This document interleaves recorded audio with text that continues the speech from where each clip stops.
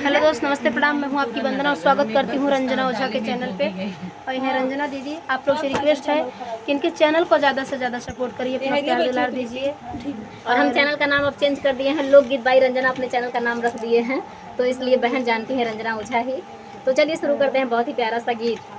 बिना बिंदी का जरावा ना सोहे राम, बिना बिंदी का जरावा ना सोहे राम, ना सोहे ना सोहे ना सोहे राम, बिना बिंदी का जरावा ना सोहे राम, बिना बिंदी का जरावा ना सोहे राम।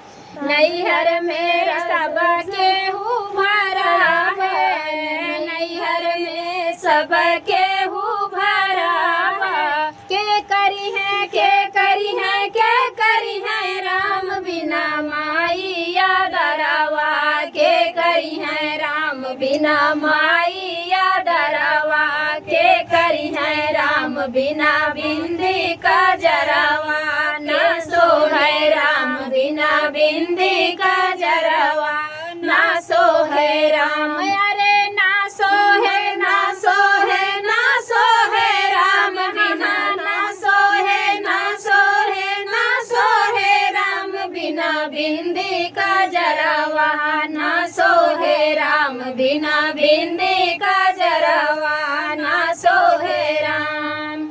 ससुरे में सब केहू भरा है, ससुरे में सब केहू भरा है, सब केहू भरा है, सब केहू भरा है।